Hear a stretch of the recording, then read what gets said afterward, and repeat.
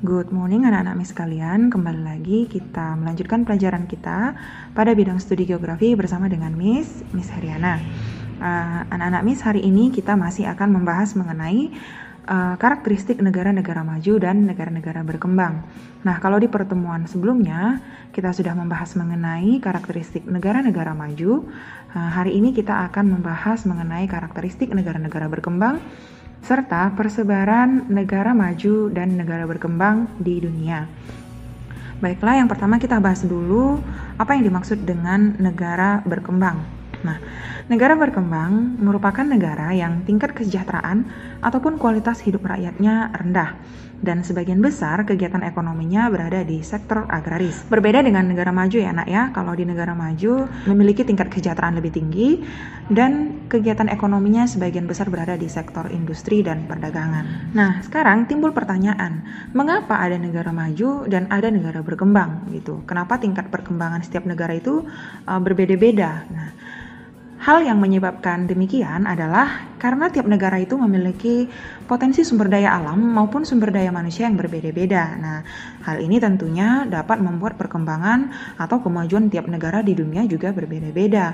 Karena untuk pembangunan suatu negara itu tidak terlepas dari cadangan ataupun potensi sumber daya alam yang ada, yang akhirnya nanti diolah dengan sumber daya manusia yang mereka miliki, sehingga kombinasi dari keduanya ini bisa mendorong kemajuan suatu negara. Nah, lalu bagaimana karakteristik dari negara-negara berkembang? Nah, sama seperti yang sebelumnya, bahwa indikator dari suatu negara dikatakan maju ataupun berkembang ada beberapa faktor, yaitu ada pendapatannya, tingkat kesenjangan hidup penduduknya, pertumbuhan penduduk, tingkat kesehatan, mata pencaharian, tingkat pendidikan, kemajuan teknologi, angka pengangguran, dan bisa juga berdasarkan stabilitas keamanan dan masalah lingkungan hidup. Nah, berikut ini ciri-ciri dari negara berkembang. Yang pertama, tingkat pendapatan per kapita itu tergolong rendah dan produk nasional kotor atau produk domestik bruto itu kurang dari 1.000 US dollar. Nah, jadi kalau di atas 1.000 US dollar, ini sudah tergolong ke dalam negara maju. Yang kedua yaitu tingkat kesejahteraan penduduknya masih tergolong rendah. Yang ketiga yaitu tingkat kesenjangan hidup yang tinggi. Nah, maksudnya di sini tingkat kesenjangan yaitu terdapat tingkat kesejahteraan yang sangat jauh di antara penduduknya. Nah, misalnya yang kaya sangat kaya dan yang miskin sangat miskin. Nah, sebagai contoh seperti di Indonesia, masih banyak sekali jutaan penduduk Indonesia yang berada di bawah garis kemiskinan. Ini artinya tingkat kesenjangannya itu sangat jauh. Nah, berbeda dengan negara-negara maju yang tingkat pendapatan penduduknya itu lebih merata. Nah, kemudian yang keempat, kualitas sumber daya manusia dan penguasaan teknologi yang masih rendah. Dan mata pencahariannya masih berada di sektor agraris, sebagian besar penduduknya itu bekerja sebagai petani.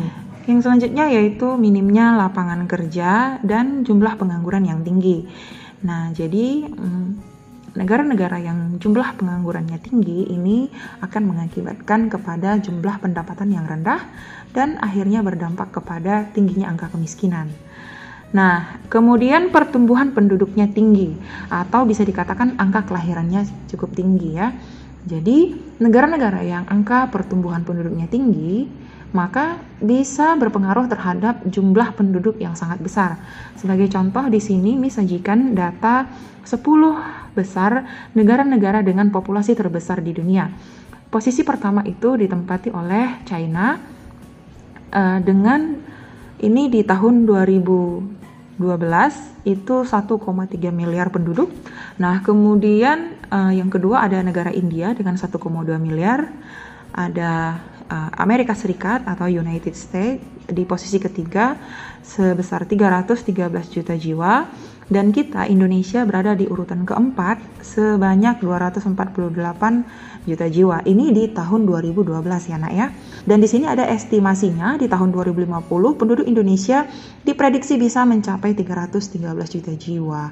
Nah, jadi untuk negara-negara berkembang, jumlah penduduk yang besar ini bisa menjadi suatu masalah. Karena negara memiliki tantangan dalam penyediaan lapangan kerja terhadap penduduknya, karena jika banyak angka pengangguran maka dapat menyebabkan tingginya angka kemiskinan suatu negara.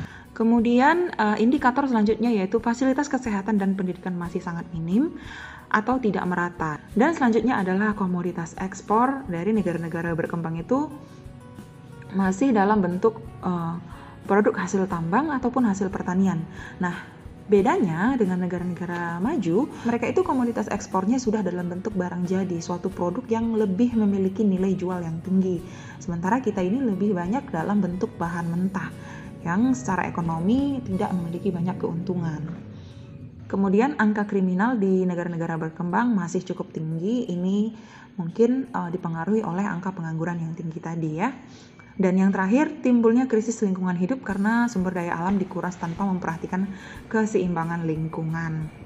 Nah, anak-anak MIS, mudah-mudahan kalian bisa pahami ya, dan bisa mengetahui perbandingan antara negara-negara berkembang dan negara-negara maju. Nah, untuk selanjutnya kita akan melihat persebaran negara-negara maju dan negara-negara berkembang di dunia. Nah, coba kalian perhatikan peta berikut ini. Jadi negara-negara maju itu jumlahnya relatif lebih sedikit ya dibanding negara-negara berkembang. Negara-negara maju antara lain, yang pertama sebagian besar kawasan benua Eropa. Nah, jadi hampir semua negara-negara di kawasan benua Eropa itu tergolong negara maju.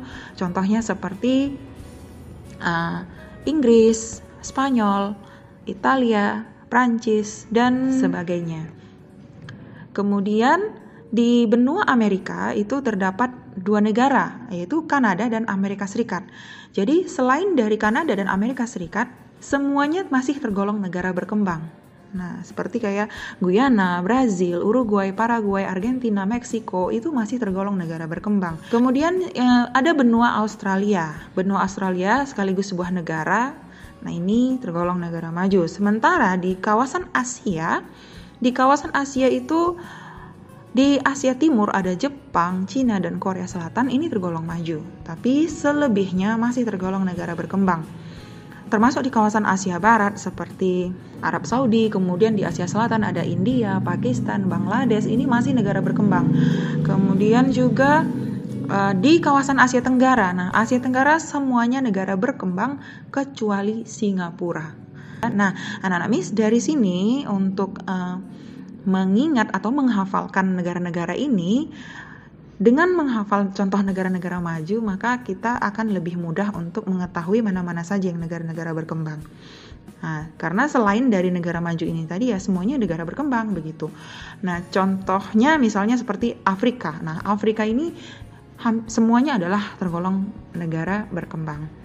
Kemudian negara-negara di kawasan Asia tadi dan di kawasan Amerika Selatan. Jadi begitu ya cara mengingatnya kalau pada saat ujian nanti. Nah, bagaimana anak MIS? Mudah-mudahan apa yang MIS jelaskan hari ini bisa kalian pahami. Kalau ada yang kurang dipahami, kalian boleh tanyakan langsung kepada MIS. Baiklah, sekian dulu untuk pembelajaran kita hari ini. Sampai jumpa di kegiatan pembelajaran berikutnya. Goodbye.